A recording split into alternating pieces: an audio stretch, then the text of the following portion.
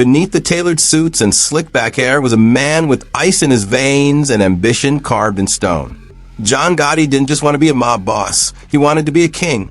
And in his kingdom, loyalty was currency, power was everything, and brutality was simply part of doing business. But before Gotti rose to rule the Gambino family, he had to deal with the man sitting at the top, Paul Castellano. Castellano, often seen more as a businessman than a street-tough gangster, ran the family like a CEO. That style clashed with Gotti's hands-on, blue-collar mindset. Tensions began to simmer when Gotti felt shortchanged, literally. He believed Castellano was pocketing too much from Gotti's hijacking operations at JFK Airport. It wasn't just greed that infuriated Gotti, it was disrespect. Then came the whispers. Rumors started swirling that Gotti was dabbling in heroin trafficking, an unforgivable sin in Castellano's rulebook. Paul had made it clear. Anyone dealing heroin would face death. But Gotti was already too deep.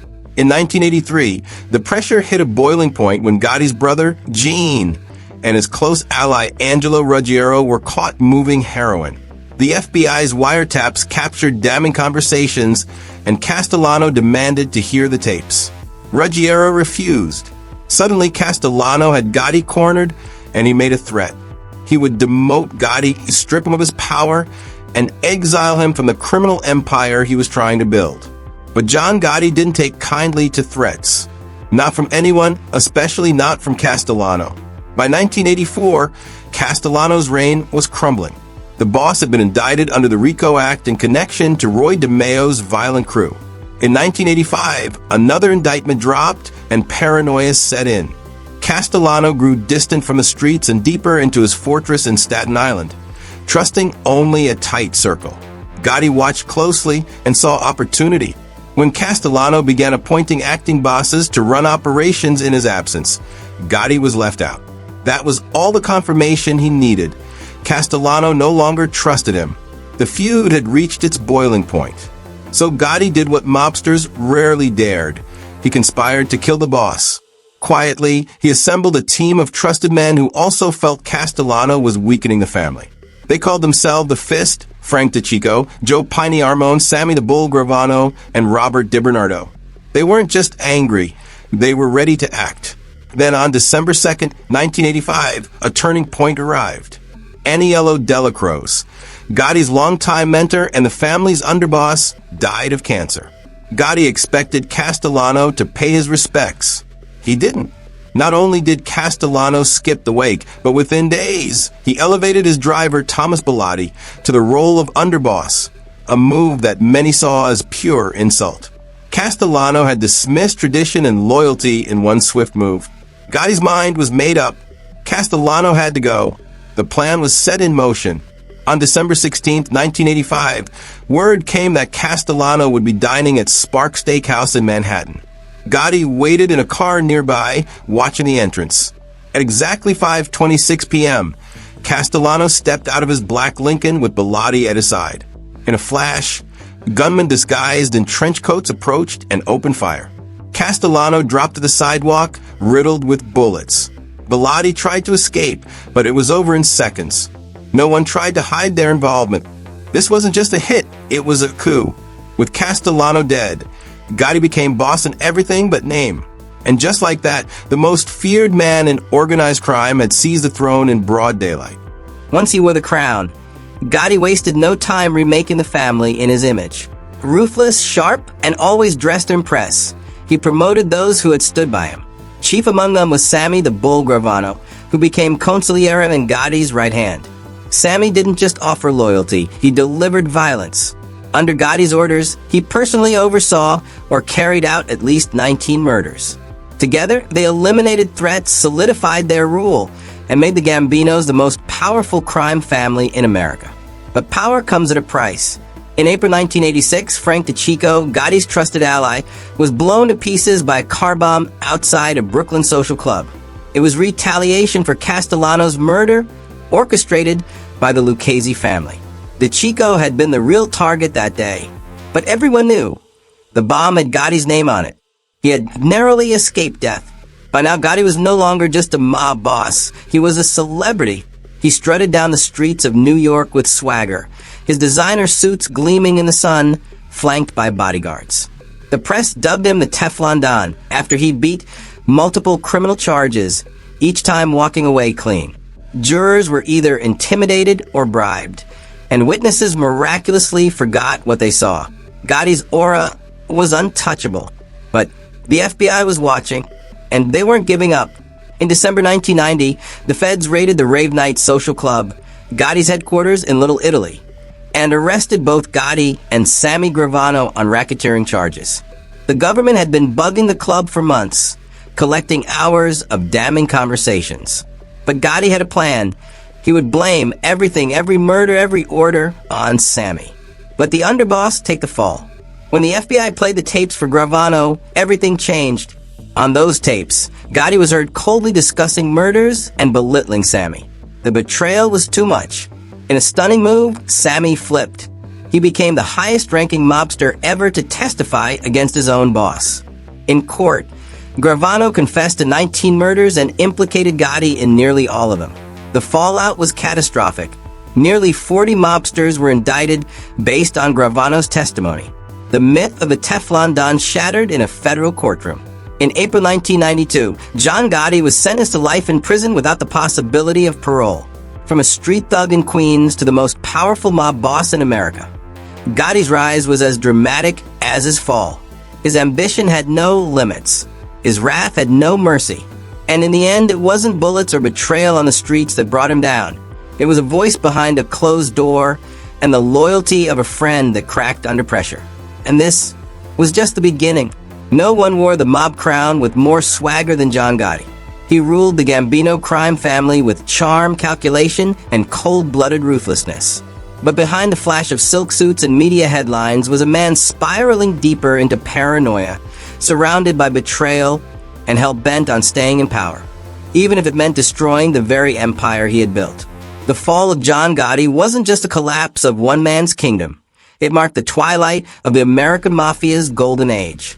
In 1986, Gotti had just solidified his rule.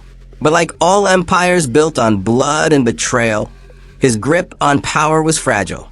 That year, a seemingly minor assault case started to show cracks in his image. Romuald Pisic, a truck driver, had accused Gotti of assault. But when the case finally went to trial, Pisic suddenly forgot who attacked him. In the courtroom, he mumbled vague answers and claimed he couldn't remember a thing. The jury was stunned. So were the prosecutors. It didn't take a genius to see what had happened. Someone got to the witness. Someone made sure that Teflon Don would once again walk away untouched.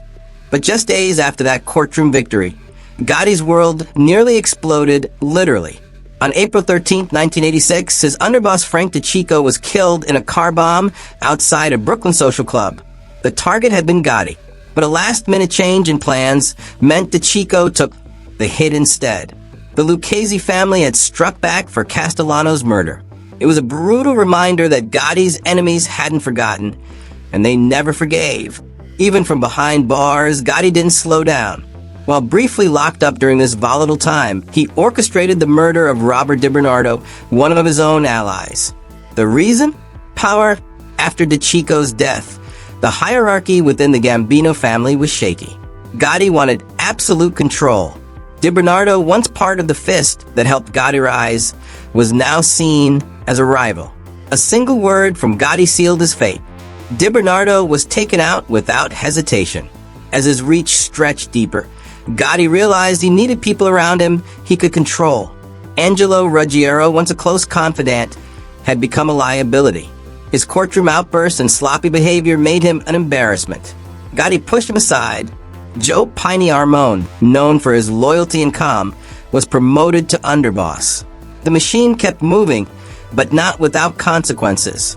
In late 1986, the government launched a major racketeering trial against Gotti and his inner circle.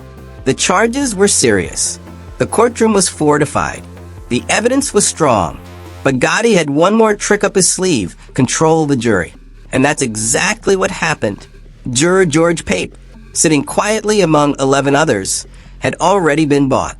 For a price of $60,000, Pape agreed to vote not guilty, no matter what evidence was presented. The result? On March 13, 1987, John Gotti was acquitted on all counts. The courtroom erupted in disbelief. The press once again labeled him the Teflon Don. Nothing could stick, but the truth eventually surfaced. In 1992, Pape was convicted of obstruction of justice. He admitted to selling his vote and was sentenced to 3 years. By then, though the damage had been done, Gotti had walked free once again with the world watching. Yet while the public saw a charming, untouchable crime boss inside the Gambino family, things were falling apart. Between 1986 and 1987, two of Gotti's most trusted men, Joe Piney Armone and Consigliere Joe Gallo, were both convicted. They were replaced, but the void in leadership was becoming harder to fill. Then came the long-running heroin case against Gene Gotti and Angelo Ruggiero. 2 trials, 2 mistrials. Once again, jury tampering was suspected. Gotti was playing chess, not checkers. But the walls were closing in. By 1989, Ruggiero was dying of cancer.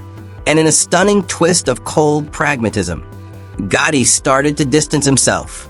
The man he once called a brother had become expendable. Gotti even considered having him killed, afraid that desperation or resentment might lead Ruggiero to cooperate with authorities. Ultimately, he let him die alone, cut off from the family he once served. Paranoia became Gotti's constant companion. By January 1988, he had made the Rave Night Social Club in Little Italy his new command center. Despite warnings from his own people that the FBI might be listening, Gotti met there regularly, every week, holding court as if he were invincible. He laughed, he bragged, and most fatally he talked. Too much. The FBI, always watching, bugged the club with hidden microphones.